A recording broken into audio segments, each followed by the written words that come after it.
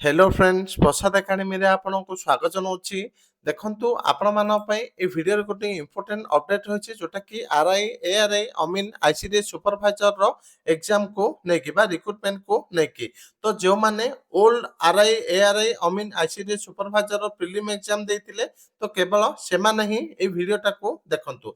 तो चलंतु कोन रहिछि update T detail रे देखिबा। तो डिटेल रे देखिया पूर्व आपण मान को छोटे इन्फॉर्मेशन दे दुछि। तो जो माने भी new RI ARI I mean ICDS supervisor पई ऑफलाइन मॉक टेस्ट चाहते आपण मानकु मात्र 320 टंका रे 35 टी full length offline mock test provide कर दछि जोटा कि आपनकर होम एड्रेस रे डिलीवर दे दिया जिवो माने पोस्टल जरिया रे आपण मानकु पठे दिया जिवो। तो एठी कांटेक्ट नंबर दिया जायछि नंबर को कांटेक्ट कर परिबे। तो जो माने न्यू किबा ओल्ड आरआई पई मॉक टेस्ट चाहते कि सीजीएल मॉक टेस्ट चाहते आपण माने प्ले स्टोर रु प्रसाद एकेडमी एप्लिकेशन को डाउनलोड करके परचेस कर परिबे। तो जो माने सीजीएल भी ऑफलाइन मॉक टेस्ट चाहते आपण माने नंबर को कांटेक्ट कर परिबे। 20 टी मॉक टेस्ट आपण माने 320 टंका रे प्रोवाइड कर दिया जिवो। तो बहुत पिला पचारथिले कि सर रिजल्ट कोन अपडेट रहिछि। तो आपण मानकु मो ए वीडियो रे पूरा फुल अपडेट टा देबी जोटा कि आपण मानकर रिजल्ट टा एतिकी दिन भितरे आसी जिवो। ता सहित आपण मानकु मो गोटे कटअप कहि देबी। तो आपण माने सेही कटअप को धरिकी पढ़ापढ़ी करेंगे।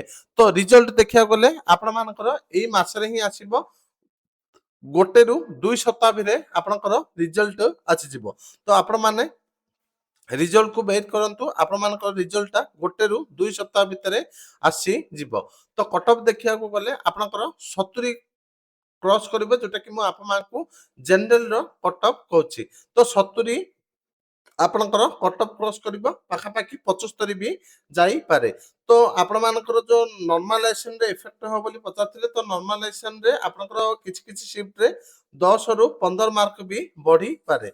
एटा कहि होबनी किंतु 10 रु 15 मार्क भी आपणकर नॉर्मलाइजेशन रे बढ़ी पारे। तो जो माने एग्जाम देइछंती सेमान पई आ किछि दिन रो समय रहला जोटा कि रिजल्ट आसी जिवो। तो जो माने मॉक टेस्ट दवा पई चाहउछंती ऑफलाइन मोड हो किबा ऑनलाइन मोड हो तो आपण माने नंबर को कांटेक्ट करके मॉक टेस्ट दे परिबे।